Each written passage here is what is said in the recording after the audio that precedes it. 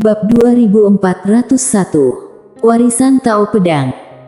Seiring dengan munculnya para master itu, ekspresi Chris Su dan beberapa orang lainnya yang ada di sana segera berubah drastis. Siapakah Master Inverse itu? Di ujung langit, Master Alang Marsudi yang berada di depan itu perlahan berjalan menghampiri Master Inverse tersebut, lalu memberi hormat dan berkata, "Tuan muda." Master Inverse tersebut mengangguk, dia melihat Millet dan berkata, "Sampai jumpa." Millet tersenyum dan berkata, "Sampai jumpa." Master Inverse tersebut mengangguk, kemudian melihat Cleon Gu, si ketua nadi iblis itu, lalu merentangkan telapak tangannya dan sebuah buku kuno hitam perlahan melayang ke depan Cleon Gu. Dia berkata, "Terima kasih atas perhatianmu dalam beberapa hati ini. Ini ada sedikit dari maksud dariku untukmu. Terimalah, Ketua Nadi Gu." Cleon ragu-ragu sejenak, lalu menerima buku kuno itu dan berkata, "Jika kelak memiliki waktu luang, kembalilah ke sini." Master Inverse itu tersenyum dan berkata, "Pasti." Sambil berbicara, dia melihat Millet dan berkata, "Saudara Ye, jika ada kesempatan, datanglah ke malam abadi, di sana terdapat jenius yang tak terhitung jumlahnya, yang cocok denganmu."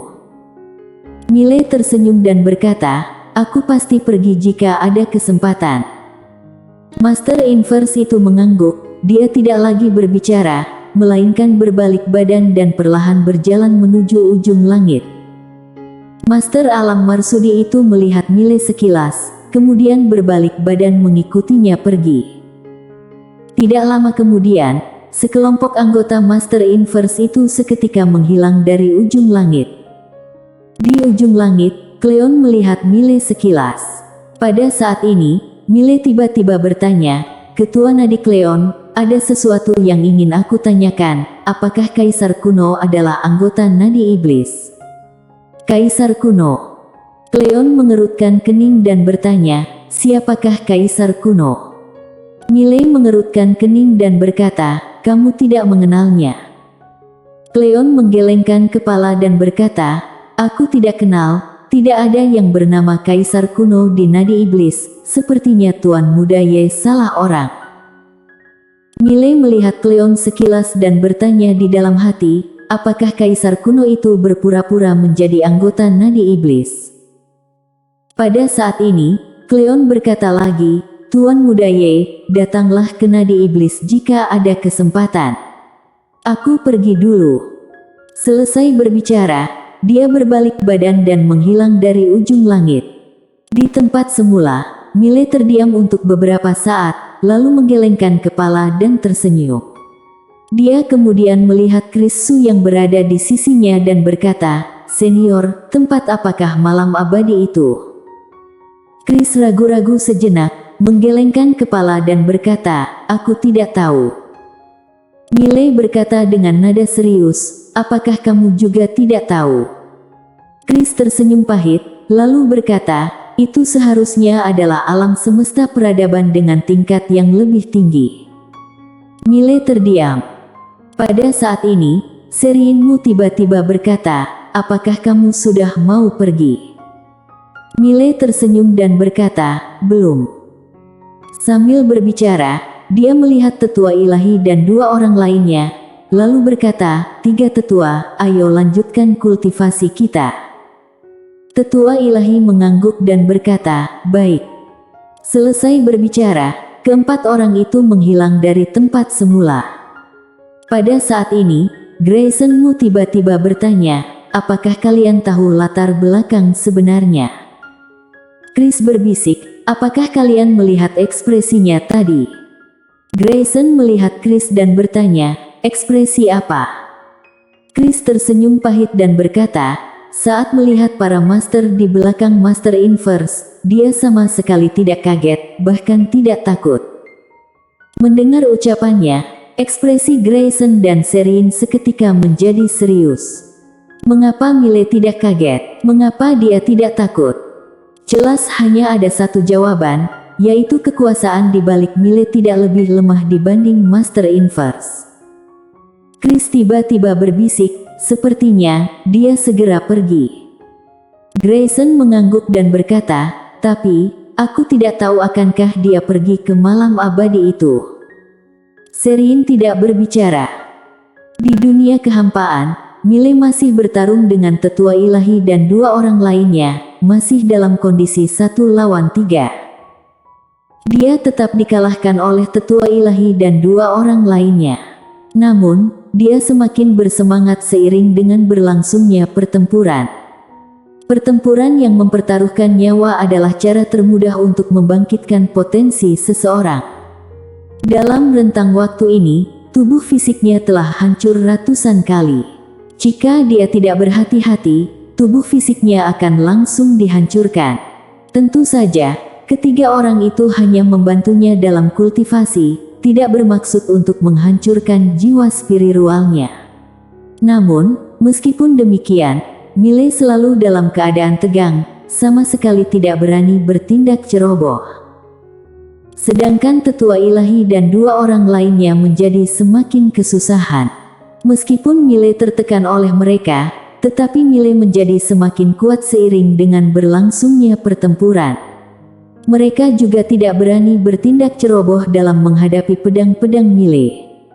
1 jam kemudian, keempat orang tersebut berhenti dan mulai membuat kesimpulan.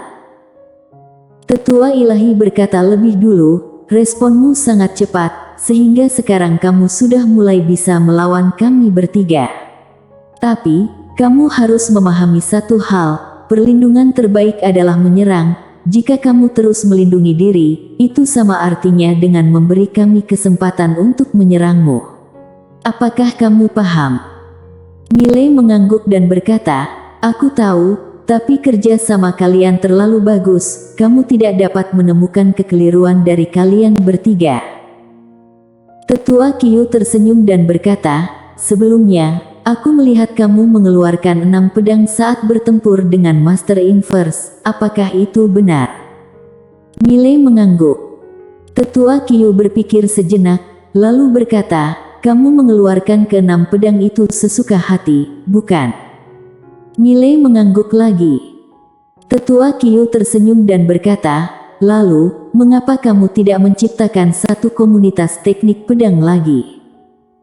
Millie tercengang, lalu berkata, menciptakan satu komunitas teknik pedang lagi. Tetua Qiu mengangguk dan berkata, dengan kekuatanmu sekarang, batas pedang yang bisa kamu keluarkan sebanyak 6 buah setelah mengumpulkan kekuatan dunia puluhan ribu surgawi. Aku juga sadar bahwa kecepatanmu dalam mengeluarkan pedang sangat cepat.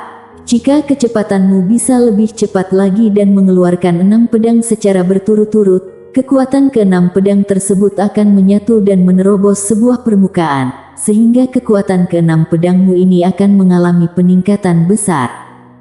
Millie mulai berpikir.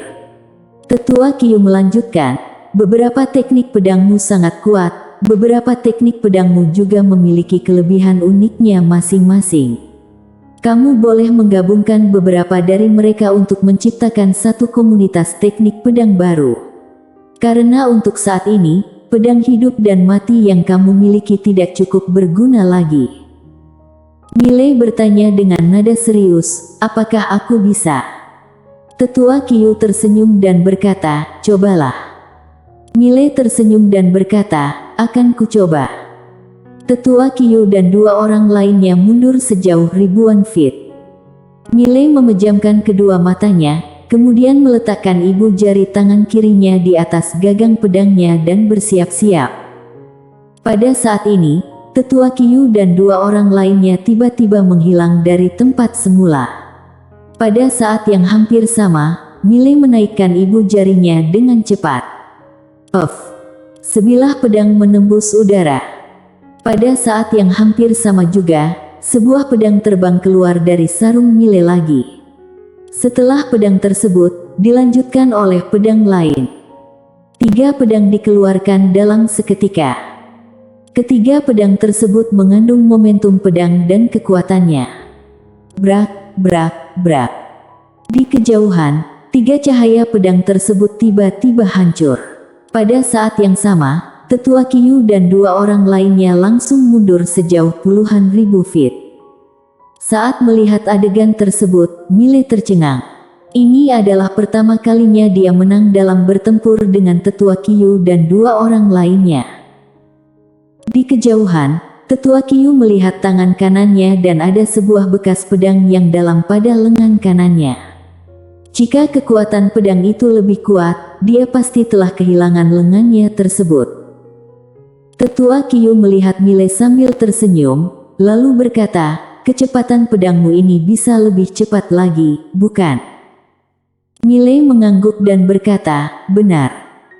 Kecepatan pedang hidup dan mati miliknya belum mencapai batas dan masih lebih cepat." Pada saat ini, Tetua Ilahi berkata, "Lanjutkan." Mile mengangguk dan berkata, "Baik." Selesai berbicara, sebuah pedang bertambah di dalam sarung pedangnya lagi. Ini adalah kultivasi di lapangan. Mile tidak dapat membawa ketiga orang itu ke menara kecil. Bagaimanapun, dunia menara kecil tidak mampu menahan kekuatan dari ketiga orang tersebut. Namun, hal ini tidak lagi menjadi masalah baginya. Saat ini, keterikatannya pada pedang biru gaib, kekuatan garis darah, dan menara kecil tidak lagi sebesar sebelumnya. 3 bulan kemudian, di dalam dunia hampa, Mile duduk bersila di lantai, sedangkan Tetua Ilahi dan dua orang lainnya berada di depannya. Beberapa saat kemudian, Mile berdiri dan melihat Tetua Ilahi dan dua orang lainnya. Pada detik berikutnya, Tetua Ilahi dan dua orang lainnya menghilang dari tempat semula. Pada saat ini, Mile perlahan mengangkat ibu jarinya. Puff, puff, puff. 6 cahaya pedang seketika melintas di lapangan itu. Brak, brak, brak. Seiring dengan 3 suara ledakan yang bergema, Tetua Ilahi dan dua orang lainnya langsung terguncang hingga sejauh puluhan ribu feet. Setelah ketiga orang itu berhenti, tangan kanan mereka semua telah dipatahkan. Tidak hanya itu, tubuh mereka juga penuh dengan bekas pedang, yang disebabkan oleh percikan energi pedang itu. Pada saat ini, mereka tidak bisa mendekati Mile lagi. Jika dalam kondisi 1 lawan 1, mereka tidak mampu menjadi lawan Mile lagi.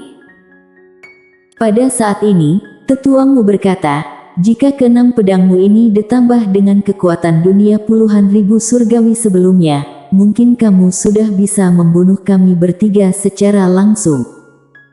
Tetua Ilahi dan Tetua Qiyu menunjukkan ekspresi serius. Seperti yang dikatakan tetuamu, jika Mile mengoperasikan kekuatan dunia puluhan ribu surgawi lagi, kekuatannya akan jauh lebih kuat dari saat ini. Pada saat ini, tetuamu tiba-tiba berkata, "Sepengetahuanku, kamu memiliki sebilah pedang istimewa, bukan?" Mile mengangguk, lalu merentangkan telapak tangannya dan pedang biru gaib muncul di tangannya. Tetuamu melihat pedang biru gaib sekilas, lalu bertanya, "Maukah kamu menggunakan pedang ini untuk mencoba kekuatan teknik pedang yang baru kamu ciptakan?" Mile mengedipkan mata dan berkata, "Melawan kalian bertiga." Tetuamu mengangguk dan berkata, "Kami juga ingin menyaksikan kekuatan pedangmu ini." Mile ragu-ragu sejenak, lalu berkata, "Tetuamu, kekuatan pedang ini cukup ganas." Tetuamu tersenyum dan berkata, "Tidak masalah, kami hanya ingin mencoba." Mile berpikir sejenak, lalu berkata, "Baiklah." Sebenarnya, dia juga ingin mencobanya.